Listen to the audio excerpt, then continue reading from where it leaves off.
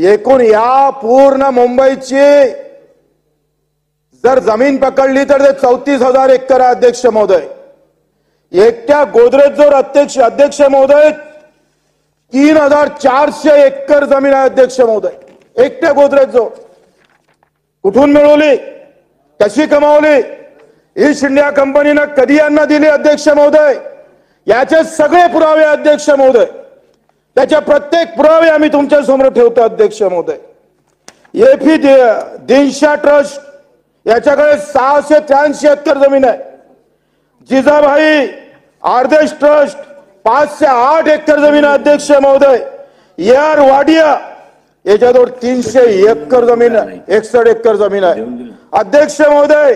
Bairamji Jijabai trust कडे 269 जमीन आहे। गुलाबराव आपल्यावर सिलिंग आली, शेतकऱ्यावर, यांच्यावर सिलिंग नाही आली। खिलाजीभाई दिनशा याच्याकडे 206 एकर जमीन आहे। बरं हे जमीन कशी भेटली अध्यक्ष महोदय, याच्यामध्ये लाईफ ऑफ कुवाची जहागीर पुस्तकातील 16 नंबरच्या पेजवर हे सगळ्या कशा जमिनी दिल्या, कशी दलाली केली अध्यक्ष महोदय, त्याच्यावर या मुंबईतले 6,000 एकर। दादा तुमचा अर्थसंकल्प एका दिवसात वाढतं। स्वातंत्र्यानंतर आपण सिलिंग आणलं आणि मग आम्ही पाहतो इमानदारीनं ज्यांनी या जमिना कमावल्या त्याच्यावर सिलिंग आलं, पण यांच्यावर सिलिंग का आलं नाही याचंच मला अध्यक्ष महोदय नवल वाटतं। सिलिंगच्या कायद्यानंतर सगळ्यांच्या जमिनी आपण सरकार जमा केल्या, या जमिनी का सरकार जमा होत नाही? मला असं समजतं का हे सगळ्या राजकीय पक्षाले काही खुराका देतात, म्हणजे 34,000 एकर मध्ये ही मुंबई वसली आहे, तिथं 6,000 एकर जमीन जर फक्त 6 लोकांजवळ असेल आव्हाड साहेब, तर आम्ही 2 कोटी जनतेसाठी एवढूस घरे नाही भेटत आम्हाला। राजकीय ते पण माहिती देतोय, हे वाचू का मग?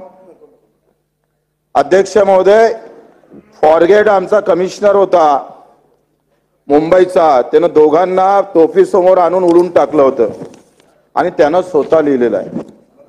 फॉरजेट काय म्हणतं, 1857 मध्ये मुंबईचा पोलीस कमिशनर या नावाचा अधिकारी फॉरजेटने 1857च्या उठाव दाबण्यासाठी एक दलित समाजाचे मंगल धेडिया आणि हुसेनला या CST समोर तोफे समोर उडून टाकलं, 3 दिवस पर्यंत उचलू दिले नाही।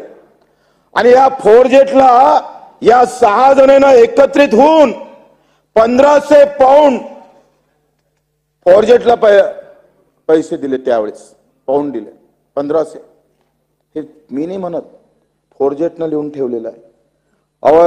आवर real danger in India 5 number 68 मध्ये, ज्यानं स्वातंत्र्याच्या लढ्यामध्ये बलिदान दिलं आणि त्याला मारलंय टिपून, त्याला बक्षीस देणारे लोक आहे। करा जमा लाखो, जेवढं तुमचं बजेटनी ना राज्य सरकारचं त्याच्या चौपट पैसा यांच्याकडे आहे, का जमा करत नाही आपण? साधं अतिक्रमण झालं, एखाद्या सामान्य माणसानं जर अतिक्रमण केलं तर तिथे पोलिसाचे दंडे गिंडे घेऊन त्याचे अतिक्रमण आपण काढतोय, आणि 6,000 एकर जमीन यांच्याकडे आली कशी? ह्या सगळ्या चौकशी झाली पाहिजे। ते कशा पद्धतीने त्यांच्याकडे आपण आतापर्यंत ठेवलेली आहे, याच्या सगळा शहनिशा होणं दादा फार महत्वाचं आहे।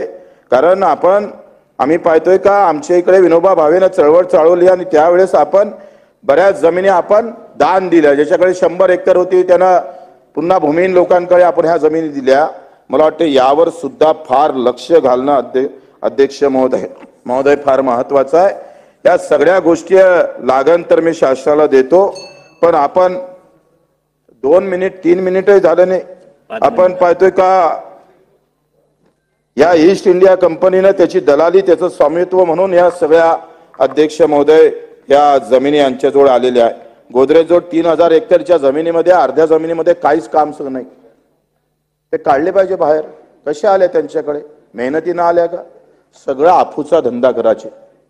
आणि त्याचे पुस्तकात लिहिलेलं आहे का चीन मधून आपण चहा आणायचा आणि चीनला चायनाला आपण अफूचा बंदी असताना हे सगळे दलाली करून तिथं अफूचे पुरवठा करायचा, त्या दलालीतून हे पैसे आलेले आहे। म्हणजे जे शहीद परिवार जर पाहिले आपण, बच्चू कडू अध्यक्ष महोदय, आपण 6 मिनिटं एकच विषय बोलताय. अध्यक्ष महोदय, बाकीचे लहान लहान विषय आहे, बाकीचे राहणार आहे, आपण कन्क्लूड करा. असा अन्याय करू नका अध्यक्ष महोदय. मी अजून 2-3 मिनिटं बोलतोय आणि आता 29 मिनिटं 29 म्हणजे 3:30 झाले आहे. अजून 3 मिनिटं बोलतोय. तुम्ही बेल वाजवायच्या अगोदर थांबतो अध्यक्ष महोदय. धन्यवाद. आपण जर अध्यक्ष महोदय या सगळ्या गोष्टीवर लक्ष दिलं तर ज्यांनी बलिदान या देशासाठी केलं ते कुटुंब रस्त्यावर आलेलं आहे आणि ज्यांनी बेमानी केली, गद्दारी केली ते मात्र या देशामध्ये अधिक श्रीमंत होत चाललेले आहे. आणि म्हणून खास करून मी सांगतोय का दादा, आपण जलसंपदा मंत्री होते आणि आज सगळे मंडळ आपण तयार करतोय, पण प्रकल्पग्रस्तांचं मंडळ आपण तयार केलं पाहिजे. जे प्रकल्पग्रस्त आहे अध्यक्ष महोदय, त्यांच्या जमिनी गेल्या, जुमला गेला, सगळं गेलं, आपण नोकरी देऊ शकलो नाही आणि पाहिजे त्यावेळेस आपण भाव पण देऊ शकलो नाही. पण त्या प्रकल्पातून जे काही मिळकत येतं त्याची 10% जर आपण ह्या प्रकल्पग्रस्तांना देता आलं तर आपल्याला ह्या प्रकल्पग्रस्तांचं जे काही आयुष्य बर्बाद झालं ते पुन्हा निर्माण झाल्याशिवाय राहणार नाही. आज कापूस अध्यक्ष महोदय जर विचार केला तर कापसाचे भाव 1000 रुपयानं वाढलेले आहे आणि हे वाढाचं कारण अध्यक्ष महोदय का जगामध्ये कापसाच्या भावाची तेजी आलेली आहे. थोडा जर राज्य सरकारनं अध्यक्ष महोदय विचार जर केला तर आज जगामध्ये 70 ते 75 हजार कापसाचे प्रतिखंडीचे भाव आहे आणि आपल्या देशामध्ये फक्त 59 ते 60 खंडी प्रतिखंडी आहे. आणि मला असं वाटतं का निर्यातीला भरपूर वाव आहे अध्यक्ष महोदय. मला खास करून आपल्याला सांगता येईल का 11-12 मध्ये आपण 80 लाख गाठी आपण निर्यात केल्या. आपण जर वाहतुकीला जर सबसिडी दिली, जर केंद्र सरकार देत नसल तर राज्य सरकारनं जर ही सबसिडी उपलब्ध करून दिली तर कापसाचे भाव 9 ते 10 हजार पर्यंत जाऊ शकतं आणि हा कापूस उत्पादक शेतकरी अध्यक्ष महोदय सुखी होऊ शकतं. मला वाटतं हा निर्णय राज्य सरकारनं खास करून वाहतुकीची सबसिडी, जशी आपण साखरेला सबसिडी देतो निर्यातीसाठी, तशी कापसाले का देत नाही. तिथे सुद्धा असा जातीवाद पाळू नये. साखरवाले अलग आहे आणि कापसावाले वेगळे आहे असं होता कामा नये.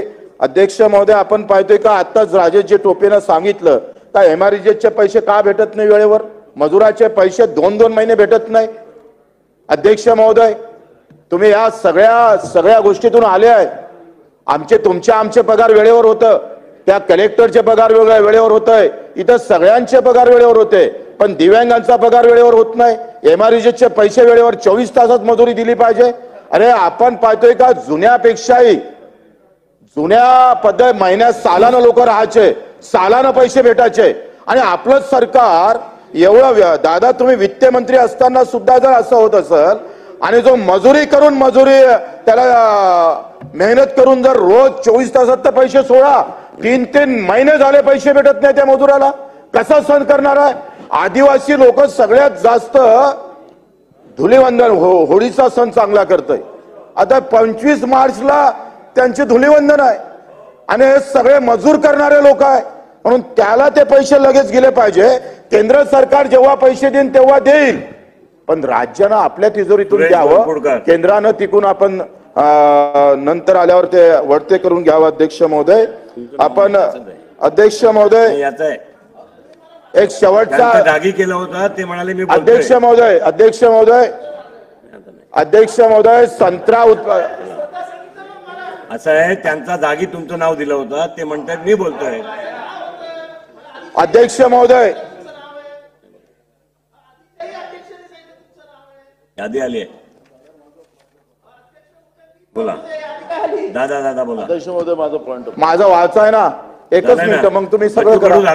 अध्यक्ष महोदय, फक्त संत्रा उत्पादक शेतकऱ्यासाठी एक पॅकेज जाहीर करणं गरजेचं आहे. सगळ्या आम्ही पाहतोय उत्पादक शेतकरी आपले सगळे झाडं उपडून बगीचा तोडण्याच्या तयारीत आहे. त्याला एक वेगळं पॅकेज जाहीर करावं. अध्यक्ष महोदय, आपण मला बोलण्याची संधी दिली, धन्यवाद.